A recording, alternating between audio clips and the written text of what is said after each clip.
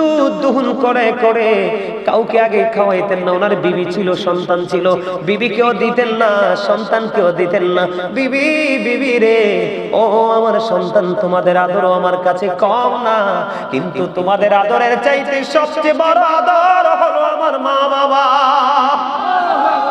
সন্তান বাবার জীবন থেকে যদি একটা চলে যায়, আল্লাহ চাইলে 70 বছর, 50 বছর, 60 বছরও আরেকটা আসে। কিন্তু মা বাবা এমন অমূল্য সম্পদ রে, এটা জীবন থেকে একবার হারাই গেলে আর আসে না বন্ধু, আর ফিরে দেখা যায় না রে। কত মুরব্বির চেহারা দেখা যায়, কিন্তু বাবাকে কারো মাঝে খুঁজে পাওয়া যায় না। আত্মীয় স্বজন কত বৃদ্ধা আমরা দেখতে পাই রে, মায়ের প্রতিচ্ছবি কত জনের মাঝে আমরা খুঁজে পাই, কিন্তু মা তো নাই, চিরদিনের জন্য চলে গেছে অচিন দেশে। বন্ধু, ওই ছেলে কাঠুরিয়াটা ডাক দিয়ে বললেন, বন্ধু, এমনি করে করে প্রতিদিন তিনি দুধ পান করায় মাকে আগে আইসা। বন্ধু, একদিন তিনি দেরি করে আসলেন, আজকে আইসা দেখে বাবা মা ঘুমাই গেছে। বাবা মা যখন ঘুমিয়ে গেল, ইনি কিন্তু ধারাবাহিকভাবে তিনি একটা পাতিল হাতুড়ি তিনি দুধ দহন করেছে। হাদিস শরীফের মধ্যে সে যে দুধটা দহন করার পরে এবার ওনার সন্তান ডাক দিয়ে বলল, বাবা, বাবা গো, আমাকে একটুখানি দুধ দাও না, আমি দুধ পান করব। ওই কাঠুরিয়া ডাক দিয়ে বলল, না না, আমার মা ঘুমিয়ে গেছে তো কি হয়েছে রে, আমি যতক্ষণ না পর্যন্ত আমাকে দুধ খাওয়াইতে না পারবো ততক্ষণ আমি কাউকে দুধ দিব না, এবং আমি আমার মায়ের রুমের দরজাটাও আমি ছাড়বো না। বন্ধু, কেমন সন্তান ওই কাঠুরিয়া! কাঠুরিয়া কি করলো? মা যে জায়গার মধ্যে ঘুমাইছে, ও বন্ধু, দুধের পাত্রটা হাতে নিয়ে দাঁড়াইয়া রইল। দাঁড়াইয়া থাকতে থাকতে ফজরের আজান হয়ে গেল। মা দুঃখিনী বন্ধু উজু বানাইলো। উজু বানাইয়া যখন ফ্রেশ শেষ হয়ে গেল, ওই কাঠুরিয়া আগে তার মাকে দুধ পান করাইলো। এই যে দুধ পান করিলেন, সন্তানকে দিলেন না, বিবিকে দিলেন না। সন্তান অনেক বেশি ডাকাডাকি করার পরে বাবার মনটা গলাইতে পারলো না। ওই দিন ওই কাজটা শুরু করেছি আমি একটা মাত্র কারণে, ওই যে আল্লাহ বলেছেন, অবিল ওয়ালিদাইনি ইহসানা, মা বাবার সাথে মিষ্টি মধুর সৎ আচরণ করো। আমি আল্লাহ সেদিন এই ব্যবহার করেছিলাম তুমি মালিকের খুশি করার জন্য। ওই দিনের আমল যদি তুমি কবুল করে থাকো, ওই দিনের গোলামি যদি তুমি কবুল করে থাকো, তাহলে আমাকে আজকের এই বিপদ থেকে উদ্ধার করো। বন্ধু, ও বড়রা, ধনীশ্বরের ভাই, আমার বাবা গো, আমার মা বোনদেরকে ডেকে ডেকে বলছে গো, হৃদয়ের জানালাটা খুলে দাও, বাবা মা কেমন একটু বুঝে নাও। এবার কি করলেন বন্ধু, আল্লাহর কুদরতে সন্তান যখন দোয়া করলেন, দোয়া শেষ হইতে দেরি রে, চাইয়া দেখে পাথরটা আল্লাহর কুদরতে একটুখানি সরে গেছে। আমি এখনো পর্যন্ত, আমার মা ওই দিন বলেছে, আমার গাজী সুলাইমান এখনো আমার কাছে সেই ছোট্ট ছেলে। সুবহানাল্লাহ বলবেন না? এবার বোঝেন মায়ের কলিজায় আমার বসতিটা কত বৃহৎ। একজন প্রশ্ন করেছিলেন আমার মাকে, আমার মা এক জায়গায় গিয়েছিলেন একটা দাওয়াতে, আমার ফ্যামিলি পরিবার সহ। মা বলতেছে, আমি চলে যাই তাড়াতাড়ি, কারণ আমার ছেলেটা প্রোগ্রামে যাবে, তাকে হাদিয়া দিতে হবে। আর একজন প্রশ্ন করেছিল, আপনি কি বললেন এইটা? আপনার এত বড় ছেলে, এটা কি ছোট্ট ছেলে নাকি যে এখনো আপনার পকেট থেকে টাকা দিতে হয়? আমার মা বলেছে, আমার ছেলের আমার টাকা ছাড়া তার দিন চলে না, রাত চলে না। প্রতিদিন আসার সময় মার কাছ থেকে গাড়ি ভাড়া নিয়ে আসি। বন্ধু, বিশ্বাস করবেননি, এটা যুবক তোমাদেরকে বোঝানোর জন্য বলি রে, আমার কলিজায় মায়ের প্রতি এত বেশি এক্সপেকটেশন। মা আমার 100 টাকা লাগবে দেন, 500 টাকা লাগবে দেন, মার কাছ থেকে খুঁজে খুঁজে বাজার করি। মার কাছ থেকে এটাতে আমি অনেক প্রশান্তি পাই। যা করি সবগুলো মুট করে নিয়ে মায়ের কাছে দিয়ে দে। মা কি করেছে এটা দ্বিতীয়বার আর জিজ্ঞেস করি না, মা আপনার কাছে দিলাম, এই টাকাগুলো কি করেছেন এটা আমি একটা বারের জন্য মাকে প্রশ্ন করি না। কারণ বন্ধু, মা যে কষ্ট আমাকে নিয়ে করেছে রে, সারা পৃথিবী যদি মায়ের কদমে নিয়ে ফেলাই, আমার চামড়া চুলে যদি জোতা বানাই দেই, আমার চামড়া দিয়ে যদি তুষক বানাই দে, তারপরেও তো মায়ের ঋণ আমি শোধ করতে পারবো না। বন্ধু, আমি তোমাদের কি বলবো, আমি হাদিস শরীফের মধ্যে একটুখানি পড়ে আসবো। বন্ধু, তোমরা শোনো, এই জন্য বলেছি আলেমদেরকে বেছে নাও, যাকে তোমার বেশি পছন্দ তার সাথে তুমি একটা প্রেমের ডুরি লাগাও, তোমার জীবনে নেগেটিভ কোনো শব্দ থাকবে না, যেদিকে যাবে সেদিকে গোলাপের পাপড়ির মতো সবাই ভালোবাসবে। কই যাইতাম আমাদের ভালো লাগলে এই ফ্লাক্সটা শেষ করেন, দরকার লাগলে আমি অর্ডার দিয়ে আরেকটা আনাই দিব। কি কোন ঠিক আছে না? কথা ঠিক নেই? হ্যাঁ, আর ব্যাক কথা ঠিক। আলহামদুলিল্লাহ। এই বদ্দাখানা কত কম হোক, যে চিকন আলী অন্তরে প্রেম আছে, চোখে ইশারা দিছি বুঝছে যেতে ভুল করছে। এক মায়ের পাগল ছেলে বন্ধু, মায়ের পাগল ছেলে মাকে বন্ধু অনেক লম্বা সময় 5 থেকে 6 বছর পর্যন্ত মাকে কাঁধে করে, মা অসুস্থ, মাকে কাঁধে করে বন্ধু খানায় কাবাটা তাওয়াফ করিয়েছে, মানে কোলে কোলে খানায় কাবাটা তাওয়াফ করানো। খানায় কাবা তাওয়াফ করানোর পরে এবার সাদিকুত তাইয়ার নামে এক আবেদ ওনাকে প্রশ্ন করলেন, আমি আমার মাকে বছরের পর বছর, আমার মায়ের খুবই শখ খানায় কাবা তাওয়াফ করবে, আমি বছরের পর বছর আমি আমার মাকে কাঁধে করে করে খানায় কাবা তাওয়াফ করিয়েছি। সাদিকুত তাইয়ার নামক আবেদকে প্রশ্ন করলেন, আপনি বলে দেন গো আমার মায়ের ঋণ খানা শোধ হইছে কিনা। এবার সাদিকুত তাইয়ার নামক আবেদ ডাক দিয়ে বললেন, বন্ধু কেমন করে বুঝাইলে বুঝবারে, মায়ের কত মর্যাদা, বাবার কত মর্যাদা আল্লাহর কাছে।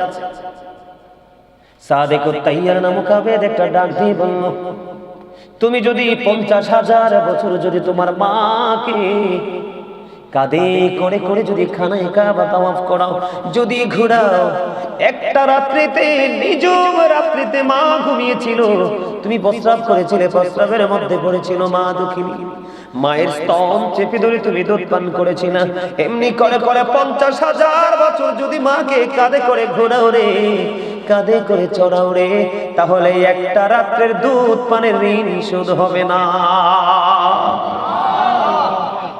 আমরা কি বুঝতে পারি মায়ের কাছে আমরা কতটা ঋণী, বাবার কাছে আমরা কতটা ঋণী? আপনারা বোঝেন না, আল্লাহ বলেছেন আমার গোলামি করো। কি করো? আল্লাহর গোলামি করো, আল্লাহর সাথে কাউকে শরীক করিও না। এই যে লৌহে মাহফুজের কোরআন, আল্লাহর অমীয় বাণী, যেটাকে বলা হয় দারহলি কোরআন, পবিত্র গ্রন্থ, এই গ্রন্থের মধ্যে আল্লাহ রাব্বুল আলামিন মা বাবার কথা তুলে ধরেছে একাধিক বন্ধু সূরার মধ্যে। সূরা আনকাবুতের মধ্যে আল্লাহ রাব্বুল আলামিন বলেছেন যে আমি আমার বান্দাদেরকে অর্ডার করেছি মা বাবার সাথে সৎ ব্যবহার করার জন্য। জোরে জোরে বলেন না সুবহানাল্লাহ, আরো জোরে বলেন না সুবহানাল্লাহ। আপনারা কি দুর্বল হয়ে পড়েছেন? আরো জোরে বলেন, প্রমাণ দিই আমি আপনাদেরকে বন্ধু। আল্লাহ রাব্বুল আলামিন কি বলেছে দেখেন, ছোট্ট করে বলছি, ওয়া ওয়াসাইনাল ইনসানা বিওয়ালিদাইহি হুসনা। আল্লাহ রাব্বুল আলামিন বলে দিয়েছে, আল্লাহর বান্দাকে অর্ডার করেছে আল্লাহ রাব্বুল আলামিন, তোমরা তোমাদের বাবা মার সাথে কি করো?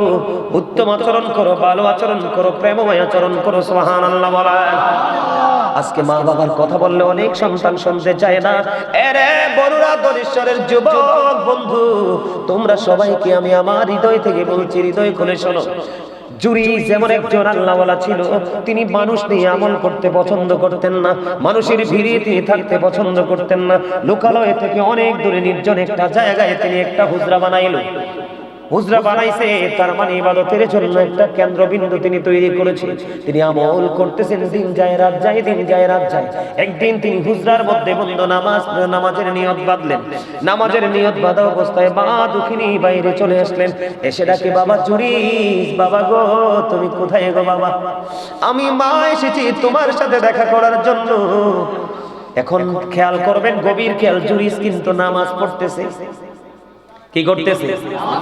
সেজদার চাইতে, ইমানের পরে সেজদার চাইতে দামি আমল আর কিছু আসেনি। কপালে আল্লাহ, কপালটা আল্লাহর কুদরতি কদমে ঠেকানো, এটার চেয়ে দামি আমল আসেনি। খেয়াল করবেন বন্ধু, বুখারী শরীফের হাদিস। ছেলেটা নিয়ত করে নামাজ পড়তেছে, এদিক দিয়ে হুজরার বাহিরে থেকে এসে বন্ধু, ধরেন একটা এক্সাম্পল, হুজরা বললে অনেকে বোঝে না সাধারণ মানুষ, ধরেন ঘরের ভিতরে ছেলে নামাজ পড়ে, বাহির থেকে মা ডাকতেছে, বাবা জুড়িস, আমি মা এসেছি তোমার সাথে দেখা করবো। এবার জুড়িস ডেকে ডেকে বলে, আল্লাহ আল্লাহ গো, আমি তো নামাজের নিয়ত বেঁধে ফেলেছি, এখন আমি কি আমার মায়ের ডাকে সাড়া দিব নাকি আমি নামাজ খানা চালিয়ে যাব? ওই সন্তান হযরত জুড়িস, আল্লাহর বুজুর্গ বান্দা, সে কি করলেন? মায়ের ডাকে সাড়া দিলেন না, সাড়া না দিয়ে তিনি নামাজটাই চালিয়ে গেলেন। নামাজ শেষ হলো, নামাজ শেষ করার পরে এবার বাইরে এসে চাইয়ে দেখে মা দুঃখিনী, বন্ধু বাইরে নাই, চলে গেছে। একদিন চলে গেল, জোরে করেন আল্লাহু আকবার। আজকের একদিন চলে গেল বন্ধু, আবার দ্বিতীয় দিন দেখেন ভাগ্যের কি নির্মম পরিহাস, এবং আমাদের জন্য কত বড় শিক্ষা। আল্লাহর হাবিব এই হাদিসের অংশ বিশেষ একটা মুমিনের জন্যই যথেষ্ট, আর বেশি ওয়াজের দরকার নাই বন্ধু। এবার কি করলেন হযরত জুরিজ? আবার দ্বিতীয় দিন তিনি আবার নামাজরত অবস্থায়, নামাজ চলাকালীন মা দুঃখিনী আসলো। মা দুঃখিনী এসে ডেকে ডেকে বললেন, বাবা বাবা গো, আমি আজকে এসেছি তোমার সাথে একটু দেখা করবো গো বাবা, তুমি আমাকে একটু দেখা দাও। এবার আজকেও জুরিস মনে মনে ভাবে আগের মতো, মনিব ও আমার মাওলা, আমি আজকেও তো নামাজরত অবস্থায়, আমি কি নামাজ চালিয়ে যাব নাকি আমার মায়ের ডাকে আমি সাড়া দিব? আজকেও ছেলেটা মায়ের ডাকে সাড়া দিলেন না, চিন্তা করতেছেন আমি আগে নামাজটা শেষ করে ফেলি। নামাজ যখন শেষ হয়ে গেল বন্ধু, দ্বিতীয় দিন বাইরে এসে চাইয়া দেখে আজকে তো মা নাই। মা আজকেও চলে গেছে, 2 দিন পার হয়ে গেল বন্ধু। তৃতীয় দিন আবার আসলো, তৃতীয় দিন আবার আসার পরে চাইয়া দেখে হযরত জুরিজ আজকেও বন্ধু নামাজরত অবস্থায়। মা বারবার ডাকে, বাবা বাবা গো, এক এক করে 2 দিন তোমার কাছে আসলাম গো বাবা, দেখা হলো না, আজকে এসেছি বাবা, আমি তোমার সাথে দেখা করব। আজকে হযরত জুরিজ তিনি বলতেছে, আমি আজকেও তো নামাজরত অবস্থায়, আমি কি নামাজ চালিয়ে যাব গো নাকি আমি আমার মায়ের ডাকে সাড়া দিব? ওই 2 দিনের মতো আজকেও তিনি চিন্তা করলেন, আমি আজকেও সাড়া দিব না, নামাজটা শেষ করে মায়ের ডাকে সাড়া দিব বন্ধু। হাদিস শরীফ প্রমাণ করেছে, এক এক করে 3 দিন পার হয়ে গেল, ছেলেটা নামাজরত অবস্থায় মায়ের ডাকে সাড়া দিল না, মায়ের সাথে দেখা করলো না। তৃতীয় দিন নামাজ শেষ করার পরে বাইরে এসে চাইয়ে দেখে আজকেও মা নাই। মা এক এক করে 3 দিন আসলো, ছেলেটা দেখা দিল না। যাওয়ার সময় মা আল্লাহর কাছে দরখাস্ত দিয়ে গেল, মনিব, আমি এক এক করে 3 দিন ছেলেটার সাথে দেখা করতে আসলাম, ছেলেটা আমায় দেখা দিল না, আমি মা আজকে তোমার কাছে দরখাস্ত দিয়ে গেলাম, তাকে বেশ্যা মহিলার মুখ না দেখাইয়া মরণ দিও না। জোরে জোরে বলেন নাউজুবিল্লাহ।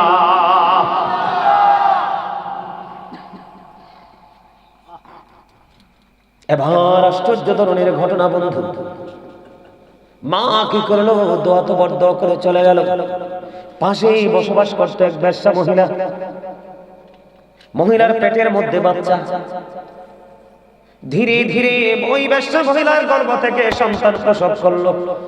করার পরে মানুষ তাকে প্রশ্ন করলো, তুমি সন্তান তুমি কোত্থেকে নিয়ে এসেছো? বন্ধু আফসোস লাগে রে, এই পৃথিবীর সন্তান, ও বন্ধু এই পৃথিবীর সন্তানগুলোর কি অবস্থা হবে রে? বেশ্যা মহিলার যখন সন্তান পৃথিবীতে আসলো, মানুষ তাকে প্রশ্ন করতে লাগলো, তুমি সন্তান তুমি কোত্থেকে নিয়ে এসেছো? এবার এই বেশ্যা মহিলা একটা ডাক দিয়ে বলল, এই সন্তান আমি এনেছি ওই জুরিজ থেকে। জোরে জোরে বলেন না নাউজুবিল্লাহ। একবার বলেন আল্লাহু আকবার। আল্লাহর দোয়া মা কবুল, মায়ের দোয়া আল্লাহ কবুল করছেন। এবার দেখেন ছেলেটার পাওয়ার বোঝানোর জন্য, এত পাওয়ারফুল সন্তান হওয়ার পরেও মায়ের অভিশাপ দিতে লাগতে দেরি হয় নাই। অথচ এই সরল মনা জুরিস, আল্লাহওয়ালা জুরিস, ও বন্ধু তাকে একজন সুফি বা সাধক আমি বলতে পারি, ওই জুরিস এই সম্পর্কে কিছুই জানে না। সরল মনা জুরিজ যখন শুনতে পাইল এই বাচ্চাটা বেশ্যা মহিলার গর্ভে জুরিজ থেকে এসেছে, বন্ধু তৎকালীন সময়ে মানুষগুলো পাগল পারা হয়ে গেল, পাগল দেওয়ানা হয়ে গেল বন্ধু।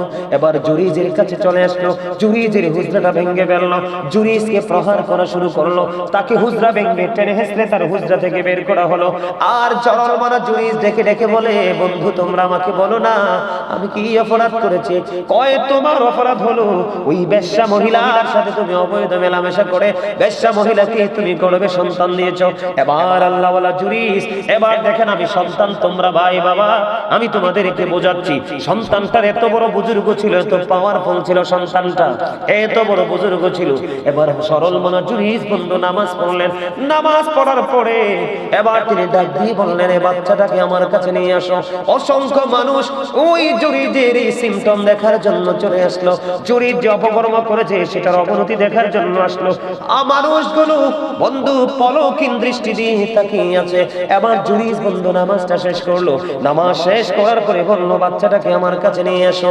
বাচ্চাটাকে যখন তার কাছে নিয়ে আসা হলো, এবার জুরিজের বরকতময় হাত ওই বাচ্চাটার পেটটার উপর রেখে বাচ্চাটাকে একটা ডাক দিয়ে বললো, বাবু বাবু বলো না তোমার বাবা কে? এবার বন্ধু ছোট্ট মাসুম বাচ্চা, নবজাত শিশু, এবার ওই শিশুর অটোমেটিক্যালি জবান খুলে গেল।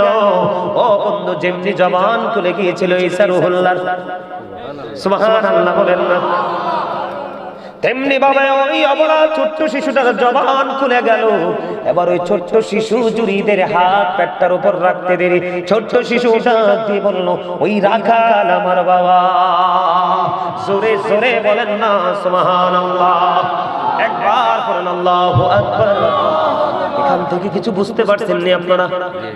জুরিজের পাওয়ার আসেনি, মর্যাদা আসেনি।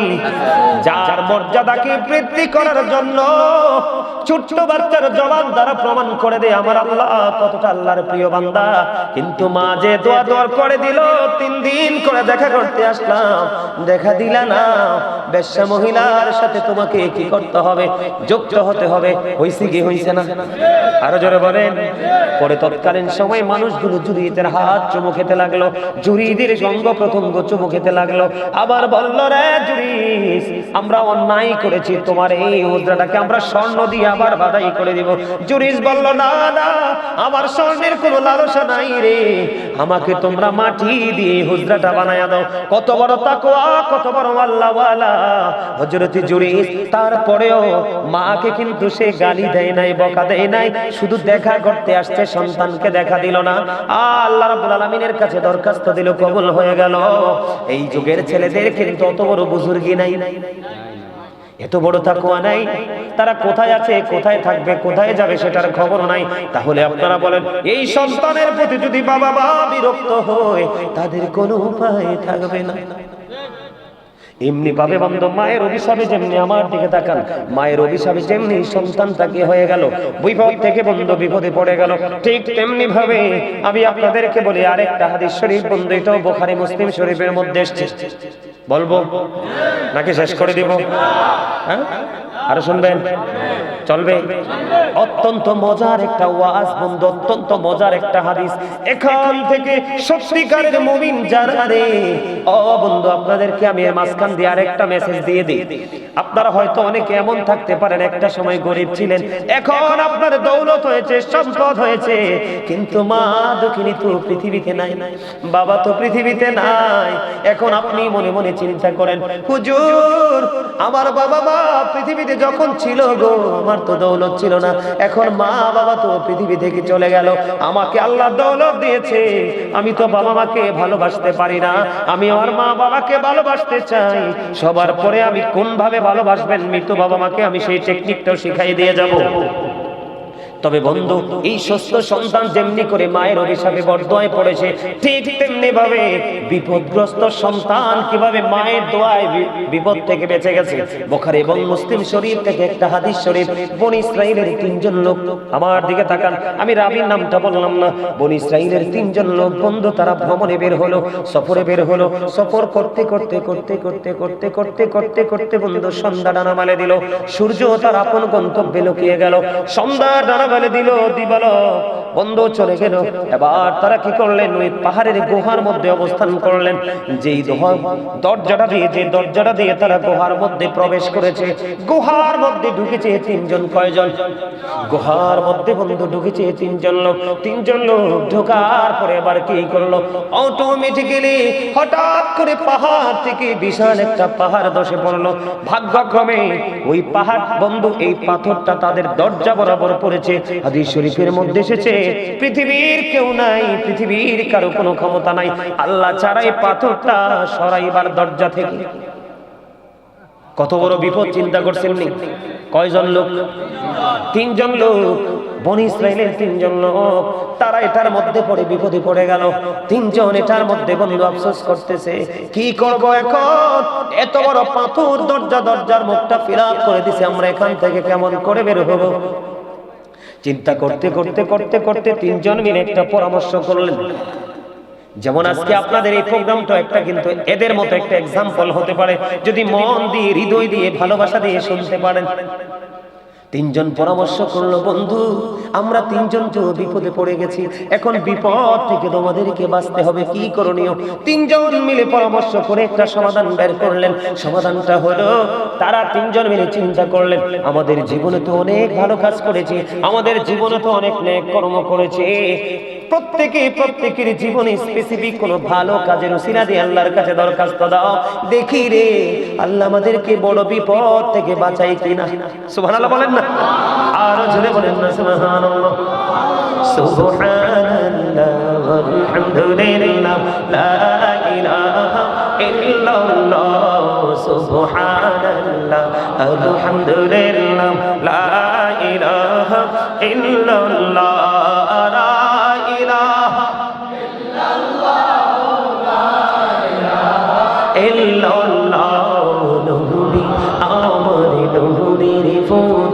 জগত করলে ও জালা নবী আমার নূরের ফুতুল, জগত করলেন ও জালা। রোজ হাসরে করবেন তিনি উম্মতের ফয়সালা। সুবহানাল্লাহ আলহামদুলিল্লাহ মহব্বতে সুবহানাল্লাহ আলহামদুলিল্লাহ লা ইলাহা ইল্লাল্লাহ লা ইলাহা ইল্লাল্লাহ।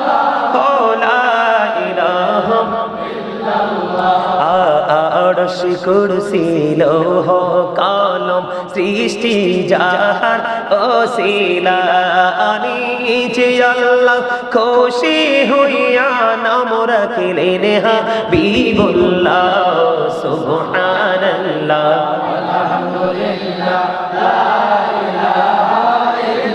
লা ইলাহা ইল্লাল্লাহ মুহাম্মাদুর রাসূলুল্লাহ সাল্লাল্লাহু আলাইহি ওয়াসাল্লাম। আমি আপনাদেরকে একটু হালকা একটু বন্ধু নাস্তা দিয়েছি। কে দিয়েছি?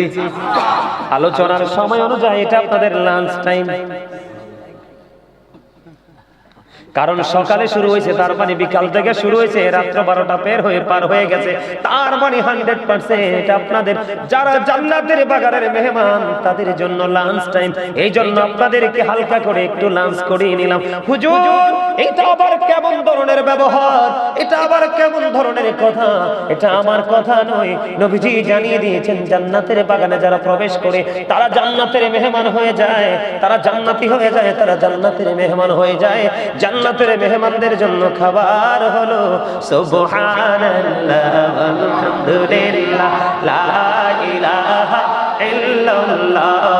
সুবহানাল্লাহ আলহামদুলিল্লাহ লা ইলাহা ইল্লাল্লাহ লা ইলাহা ইল্লাল্লাহ লা ইলাহা ইল্লাল্লাহ লা ইলাহা ইল্লাল্লাহ মুহাম্মাদুর রাসূলুল্লাহ সাল্লাল্লাহু আলাইহি ওয়াসাল্লাম।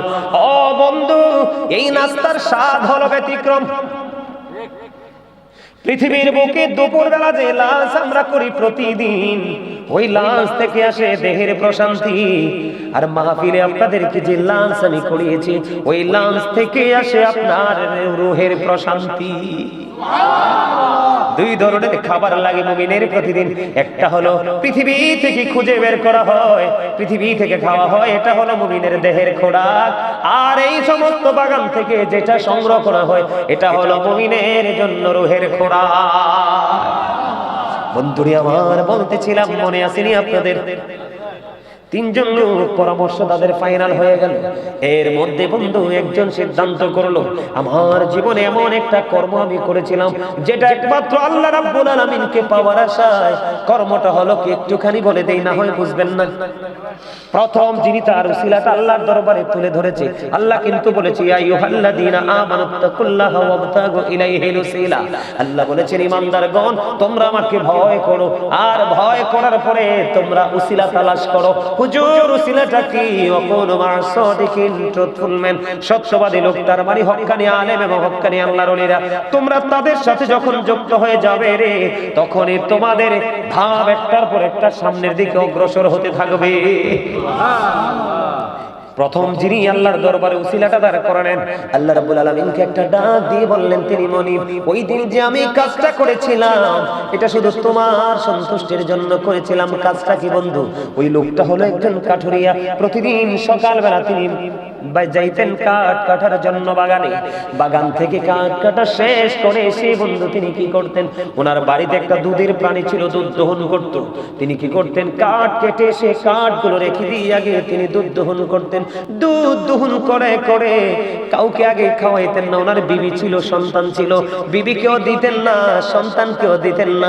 বিবি, বিবি রে, ও আমার সন্তান, তোমাদের আদরও আমার কাছে কম না, কিন্তু তোমাদের আদরের চাইতে সবচেয়ে বড় আদর হলো আমার মা বাবা।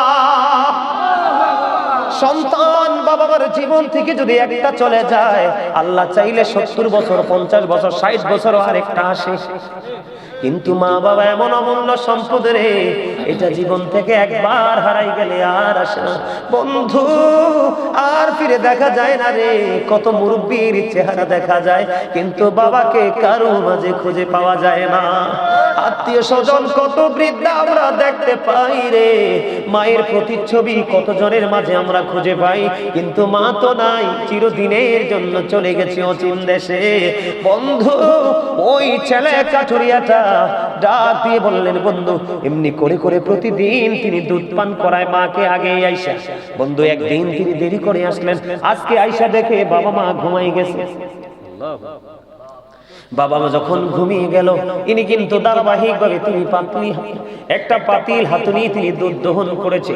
হাদিস শরীফের মধ্যে সে যে দুধটা দহন করার পরে এবার ওনার সন্তান ডাক দিয়ে বলল, বাবা, বাবা গো, আমাকে একটুখানি দুধ দাও না, আমি দুধ পান করব। ওই কাঠুরিয়া ডাক দিয়ে বলল, না না, আমার মা ঘুমিয়ে গেছে তো কি হয়েছে রে? আমি যতক্ষণ না পর্যন্ত আমাকে দুধ খাওয়াইতে না পারবো, ততক্ষণ আমি কাউকে দুধ দিব না, এবং আমি আমার মায়ের রুমের দরজাটাও আমি ছাড়বো না। বন্ধু, কেমন সন্তান ওই কাঠুরিয়া! কাঠুরিয়া কি করলো? মা যে জায়গার মধ্যে ঘুমাইছে, ও বন্ধু, দুধের পাত্রটা হাতে নিয়ে দাঁড়াইয়া রইল। দাঁড়াইয়া থাকতে থাকতে ফজরের আজান হয়ে গেল। মা দুঃখিনী বন্ধু উজু বানাইলো। উজু বানাইয়া যখন ফ্রেশ শেষ হয়ে গেল, ওই কাঠুরিয়া আগে তার মাকে দুধ পান করাইলো। এই যে দুধ পান করিলেন, সন্তানকে দিলেন না, বিবিকে দিলেন না। সন্তান অনেক বেশি ডাকাডাকি করার পরে বাবার মনটা গলাইতে পারলো না। ওই দিন ওই কাজটা শুরু করেছি আমি একটা মাত্র কারণে। ওই যে আল্লাহ বলেছেন, অবিল ওয়ালিদাইন ইহসানা, মা বাবার সাথে মিষ্টি মধুর সৎ আচরণ করো। আমি আল্লাহ সেদিন এই ব্যবহার করেছিলাম তুমি মালিকের খুশি করার জন্য। ওই দিনের আমল যদি তুমি কবুল করে থাকো, ওই দিনের গোলামি যদি তুমি কবুল করে থাকো, তাহলে আমাকে আজকে এই বিপদ থেকে উদ্ধার করো। বন্ধু, ও বড়রা, ধনীশ্বরের ভাই, আমার বাবা গো, আমার মা বোনদেরকে ডেকে ডেকে বলছে গো, হৃদয়ের জানালাটা খুলে দাও, বাবা মা কেমন একটু বুঝে নাও।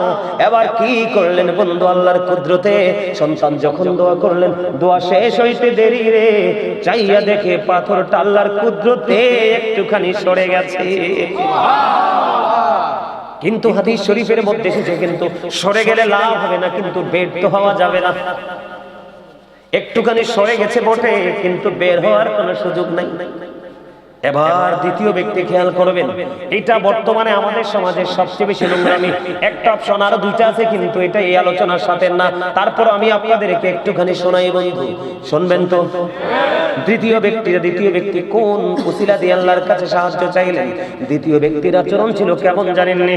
উনি ওনার একজন চাচাতো বোনকে তিনি খুব ভালোবাসতেন এবং ফিজিক্যাল মিলামেশার জন্য চেষ্টাও তিনি করেছেন, কিন্তু কোনোভাবেই তিনি মেয়েটাকে রাজি করতে পারে না।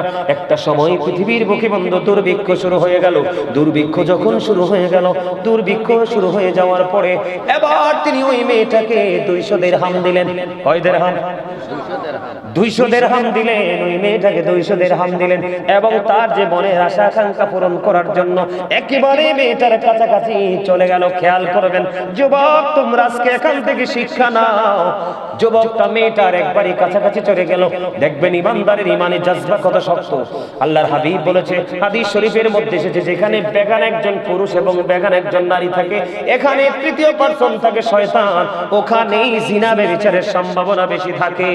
কিন্তু বন্ধু দুজনকে পরিচয় আছে, একজন আরেকজনকে কাছে পেতে চায়। কিন্তু বন্ধু সবচেয়ে বড় মজার খবর হলো গো, আপনি একটুখানি নজর দিয়ে চাইয়া দেখেন, ছেলেটা মেয়েটার একবারে কাছাকাছি গেছে। আমি আর অত কাছে গেছে সেটা বলতে চাই না, লজ্জাজনক বিষয়, আমার কাছে খারাপ লাগে। তার মানে একেবারে ছেলেটা মেয়েটার কাছাকাছি চলে গেল। মেয়েটা এতটাই আল্লাহ বলা ছিল, আল্লাহ রাসূল প্রেমিক ছিল। মেয়েটা ওই দ্বিতীয় ব্যক্তিকে একটা ডাক দিয়ে বলল, না না, তুমি আমার ইজ্জত হরণ করে নিয়ে যাও না। আমাকে যিনি মোহরানা দিয়ে আমাকে যিনি বিয়ে করে বিবি বানাবে, ওনার জন্য সতীত্ব রক্ষা করতে হবে আমাকে। তুমি আমাকে নষ্ট করো না, আমার ইজ্জত তুমি লুটে নিও না। বন্ধু, মেয়েটা যেমনি ভাবে আপত্তি করলো, ছেলেটা তেমনি ভাবে মেয়েটাকে ছেড়ে চলে আসলো। এবং ওই যে 200 দিরহাম দিয়েছিল বিনিময়, ছেলেটা ওই 200 দিরহাম পর্যন্ত দাবি তিনি ছেড়ে দিয়েছে। ওই ব্যক্তিটা হলো আজকের বিপদগ্রস্ত দ্বিতীয় ব্যক্তি। ওই ব্যক্তিটা আল্লাহর কাছে দরখাস্ত করে দিলেন, মালিক, ওই দিন আমি অপরাধের এত কাছাকাছি গিয়েছিলাম, ওখান থেকে আমি ফিরে এসেছি। মালিক, ওখান থেকে আমি সেদিন ফিরে এসেছিলাম শুধুমাত্র তুমি আল্লাহর কথা ভেবে, তুমি আল্লাহর দিদারের আশায়, তোমার সন্তুষ্টির জন্য। ওই দিনের আমল যদি তোমার দরবারে কবুল হয়ে থাকে গো, আজকে আমাকে বিপদ থেকে তুমি বাঁচাও। দোয়া শেষ হইতে দেরি বন্ধু গো, দোয়াটা শেষ।